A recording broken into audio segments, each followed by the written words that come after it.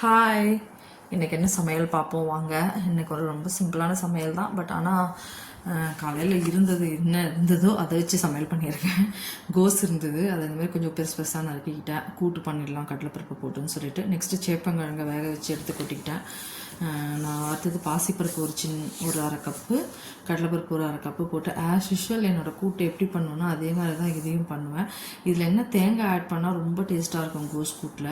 நான் தேங்காய் என்கிட்ட இல்லை, அதனால் நான் ஆட் பண்ணல. நல்லா வாஷ் பண்ணிவிட்டு கோஸை போடுங்க, அலசிட்டு போடணும். அலசி தண்ணியில் அலசத்துக்கு வச்சுருந்தேன், அதை எடுத்து அப்படியே பிழிஞ்சு போட்டாச்சு. போட்டுட்டு மஞ்சப்பொடி, மிளகாப்பொடி, கொஞ்சமாக மிளகாப்பொடி, ஒரு பச்சை மிளகாய் போட்டுட்டு நல்லா உப்பு போட்டு மூடிடுங்க. குக்கரை மூடி நல்லா விசில் வச்சு ஆஃப் பண்ணிவிடுங்க. அதுக்கப்புறம் நம்ம கொஞ்சம் ஸ்டீம் இறங்கினதுக்கப்புறமா நம்ம அது தாளிப்பு போட்டுக்கணும். இது இப்படி தான் கோஸ் கூட் பண்ணுவேன். பட் இதில் கடலைப்பருப்பு போட்டு தான் கோஸ் கூட் பண்ணணும், அப்போ தான் நல்லா டேஸ்ட்டாக இருக்கும். நீங்கள் கோஸ் பொரியல் பண்ண சொல்ல கூட கடலைப்பருப்பை வேக வச்சு கூட போட்டு பாருங்கள், செம்ம டேஸ்ட்டாக இருக்கும். நெக்ஸ்ட் பீஸ் போடலாம், க்ரீன் பீஸ் போட்டு பொரியல் பண்ணலாம், அதுவும் ரொம்ப சூப்பராக இருக்கும். எனக்கு ரொம்ப அந்த பாசிப்பருப்பு போட்டு பண்ணுற கோஸ் பொரியலும் ரொம்ப பிடிக்கும். தேங்காய் போட்டு தான் ரொம்ப பிடிக்கும். தேங்காய் போட்டு கூட்டு பண்ணாலும் கோஸ் கூட்டில் நீங்கள் தேங்காய் துருவி போட்டிங்கன்னா அவ்வளோ டேஸ்ட் இருக்கும், சூப்பராக இருக்கும். பட் ஆனால் என்கிட்ட இல்லை தேங்காய். கடையில் போய் வாங்கிட்டு வரணும். காலையில் யாரும் எழுந்து போகிறதுக்கு எல்லோரும் கறிபறியும் கிளம்பிகிட்ருக்கான். போகலாம், யாருக்கும் டைம் இல்லை. சரி சும்மாவே சாப்பிட்டுப்போம் அப்படின்னு சொல்லிட்டு குக்கரில் ஏற்றியாச்சு. நெக்ஸ்ட் சேப்பங்கிழங்குக்கு வேக வச்சுட்டேன். சேப்பங்கிழங்கு அதை உரித்து போட வேண்டியது தான்.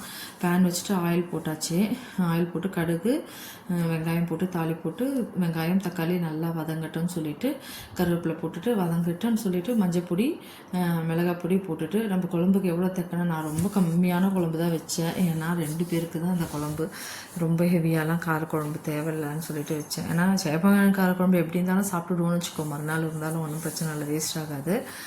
நல்லா வெங்காயம் தக்காளி வதங்கினதுக்கப்புறம் மஞ்சப்பொடி போட்டுட்டு ஒரு 2 ஸ்பூன் கிட்ட மேலே மிளகாய் பொடி போட்டுட்டு உப்பு போட்டு நல்லா வதக்கினேன். ஒரு வதக்கிட்டு அதுக்கப்புறம் புளி தண்ணி கரைச்சி ஊற்றிட்டேன். ஏன்னா சேப்பங்கிழங்கு நம்ம ஆல்ரெடி வேக வச்சிட்டோம்னால டேரெக்டாக புளி தண்ணி கரைச்சி ஊற்றி நல்லா கொதிக்கணும். அது நல்லா கொதித்து சுண்டி வரும்.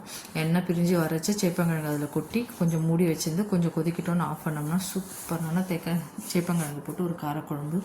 இந்த மாதிரி காரக்குழம்பு வச்சிங்கன்னா ரொம்ப டேஸ்ட்டாக இருக்கும். சேப்பங்கிழங்கு கொட்டிட்டு மூடி வைங்க கொஞ்ச நேரம். சேப்பங்கிழங்குல உப்பு காரம்லாம் நல்லா ஏறிடணும், அவ்வளோ நல்லாயிருக்கும் சாப்பிட்றதுக்கு. நீங்களும் இந்த மாதிரி ட்ரை பண்ணி பாருங்கள். இந்த மசாலாவை நான் ஏன் வதக்குறேன்னா, சேப்பங்கிழங்கு காரக்குழம்புல இந்த மாதிரி கொஞ்சம் வதக்கிட்டு நம்ம பண்ணோம்னா எண்ணெய் கொஞ்சம் மேலே ரொம்ப நல்லாயிருக்கும் பார்க்கவே.